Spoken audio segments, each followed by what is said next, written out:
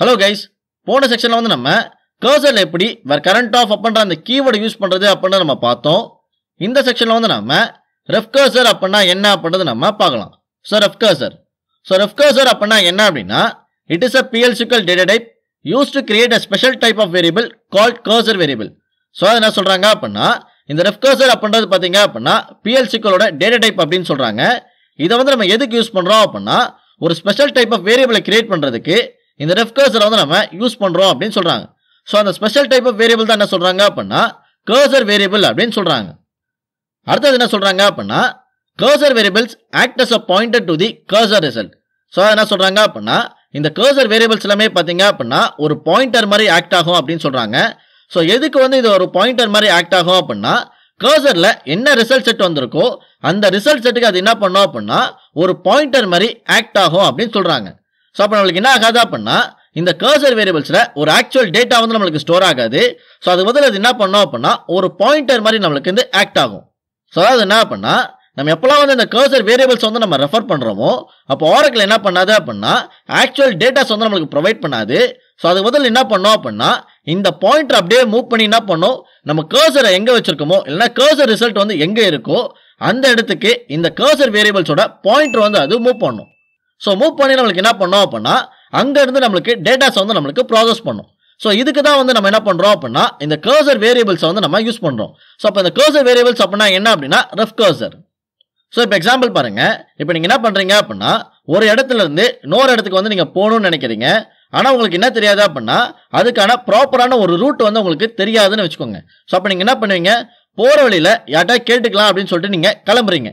So அப்ப நீங்க என்ன பண்ணுவீங்க அப்படினா போற வழியில ஏதாவது ஒரு பர்சன்ட்ட இந்த இடத்துக்கு போறதுக்கான வழி என்ன அப்படினு நீங்க கேக்குறீங்க. சோ அந்த பர்சனே வந்து பாத்தீங்க அப்படினா இப்போதான் அந்த இடத்துக்கு புதுசா வந்திருக்காருன்னு வெச்சுக்கோங்க. சோ அப்ப என்ன பண்ணுவார் அவரு எனக்கு வந்து அந்த வழி தெரியாது. சோ நீங்க என்ன பண்ணுங்க அப்படினா இவர்ட்ட வந்து நீங்க கேளுங்க அப்படினு சொல்லிட்டு உங்களை வந்து டைவர்ட் பண்ணுவாங்க இல்லனா பாயிண்ட் அவுட் பண்ணுவாங்க. கரெக்ட்டா? சோ இதே தான் நமக்கு என்ன ஆகுது அப்படினா இந்த ref cursor வந்து நமக்கு பண்ணுது. சோ இந்த ref cursor என்ன பண்ணுது அப்படினா என்கிட்ட வந்து ஆக்சுவல் டேட்டா கிடையாது. சோ நீ என்ன பண்ணா அப்படினா இந்த கர்சர்ல இருக்க டேட்டா வந்து நீ பாயிண்ட் அவுட் பண்ணிக்கோ அப்படினு சொல்லிட்டு இன்னொரு ஆளை வந்து உங்களுக்கு பாயிண்ட் அவுட் பண்ணும். சோ இதுதான் வந்து பாத்தீங்க அப்படினா ref cursor அப்படினு சொல்லுவாங்க. சோ அது என்ன அப்படினா இந்த ref cursor கிட்ட வந்து பாத்தீங்க அப்படினா ஆக்சுவல் டேட்டா இருக்காது. சோ நம்ம போய் இதுட்ட கேக்குறோம் அப்படினா அது என்ன பண்ணும் அப்படினா இந்த கர்சர்ல இருக்க ரிசல்ட் வந்து அது பாயிண்ட் அவுட் பண்ணும். சோ இதுதான் வந்து பாத்தீங்க அப்படினா ref cursor அப்படினு சொல்லுவாங்க. அடுத்து என்ன சொல்றாங்க அப்படினா it is used to pass the result set to another PLSQL function or procedure. So அது என்ன சொல்றாங்க அப்படினா ஒரு புரோகிராம்ல இருந்து இன்னொரு புரோகிராமுக்கு ரிசல்ட் செட்டை வந்து நீங்க பாஸ் பண்ணனும்னு நினைக்கிறீங்க அப்படினா அந்த டைம்ல நீங்க என்ன பண்ணலாம் இந்த ref cursor வந்து நீங்க யூஸ் பண்ணலாம் அப்படினு சொல்றாங்க. அடுத்து என்ன சொல்றாங்க அப்படினா ref cursor is defined at runtime and can be opened dynamically. So அது என்ன சொல்றாங்க அப்படினா இந்த ref cursors எல்லாமே பாத்தீங்க அப்படினா ரன் டைம்ல நமக்கு வந்து டிஃபைன் ஆகும் அப்படினு சொல்றாங்க. சோ அதே மாதிரி இந்த ref cursors எல்லாமே பாத்தீங்க அப்படினா டைனமிக்கா நமக்கு வந்து ஓபன் ஆகும் அப்படினு சொல்றாங்க. அடுத்து என்ன சொல்றாங்க அப்படினா ref cursors cannot be cached, thus increases the parsing which can impact performance and increases CPU utilization. So அதாவது என்ன சொல்றாங்க அப்படினா ref cursors எல்லாமே பாத்தீங்க அப்படினா இந்த ஷார்ட் பூல்ல வந்து நமக்கு ஸ்டோர் ஆகாது. சோ ஸ்டோர் ஆகாதனால நமக்கு என்ன ஆகுது அப்படினா பாசிங் வந்து நமக்கு அதிகப்படுத்துது. சோ பாசிங் வந்து நமக்கு அதிகமாகும் போது நமக்கு என்ன ஆகும் அப்படினா பெர்ஃபார்மன்ஸ் வந்து நமக்கு இம்பாக்ட் ஆகும். அதே மாதிரி CPU வந்து நம்ம என்ன பண்றோம் அப்படினா அதிகமா வந்து நம்ம யூஸ் பண்றோம். சோ இது அதிகமா யூஸ் பண்றதால நமக்கு என்ன ஆகுது அப்படினா CPU ஓட காஸ்ட் வந்து நமக்கு இன்கிரீஸ் ஆகுது அப்படினு சொல்றாங்க.